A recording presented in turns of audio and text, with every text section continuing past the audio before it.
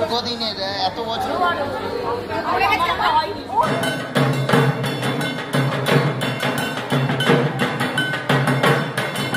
কিছু নয়, আমরা ভীষণ আনন্দ করেছি।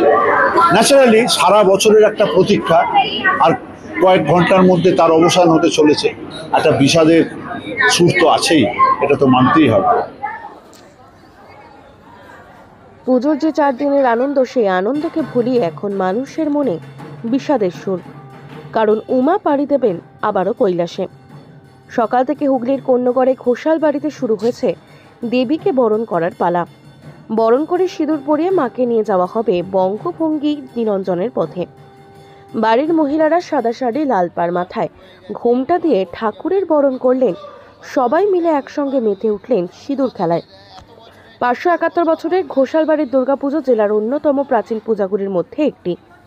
দশমীতে বাড়ির মহিলারা এও করেন 571 বছর ধরে একই রাজনীতি মেনে পুজো চলে। আসছে এই বাড়িতে দশমীর সকালে বাড়ির মহিলারা ইলিশ মাছ ও পান্তা ভাত খেয়ে আসেন ঠাকুরকে বরণ করতে। তারপর নির্ধারিত সময় মাকে নিয়ে যাওয়া হয় গঙ্গা পক্ষে নিরঞ্জনের জন্য। দশমীর সকাল থেকে পরিবারের সমস্ত মানুষদের মন ভারাক্রান্ত। একটা বছরের যে অপেক্ষা, তার আবারও দিনগুলো শুরু হবে।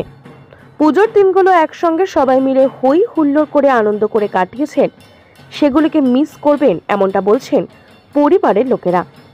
একই সঙ্গে সরঞ্জাম সব কাজই করেন। পুজো উপলক্ষে দূর দূরান্তে থাকা পরিবারের বিভিন্ন সদস্যরা সকলেই বাড়ি ফিরে আসবেন। আবারও সবাই বেরিয়ে যাবেন নিজেদের কাজে। আবারও একটা বছরের অপেক্ষা।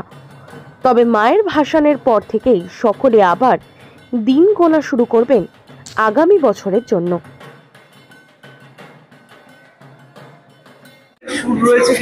ভীষণ, আমরা এত আনন্দ করি। এবারে সবাই বলেছিল আবহাওয়া ওষুধ, আবহাওয়া কিন্তু ওষুধ দেবী দুর্গা হতে দেননি। এত সুন্দর আবহাওয়ায় এবার পুজো হয়েছে।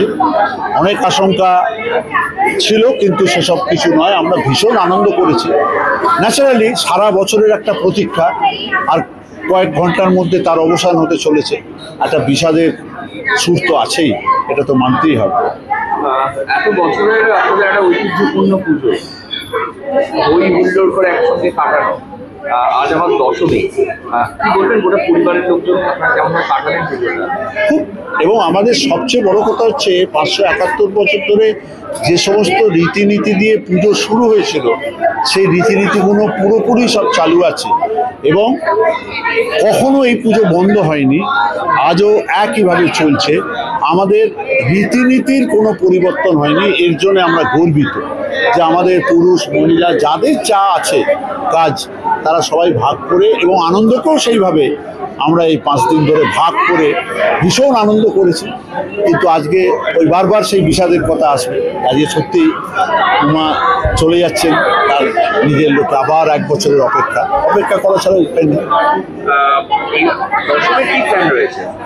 না, দশমী তো আমাদের এই যে বরণ আপনারা দেখছেন, সিঁদুর খেলা দেখছেন, আমাদের ফ্যামিলির যারা এও করেন তারা ওই ইলিশ পান্তা মুখে দিয়ে তারপরে তো এই বরণ এই সমস্ত করার পরে ঠাকুর বিসর্জন হবে গঙ্গায়। দিনের বেলা তো আমাদের বিসর্জন, গঙ্গায় বিসর্জনের পর আমরা ফিরে আসব।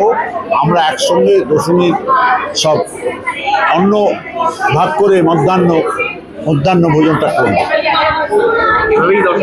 শেষ হবে।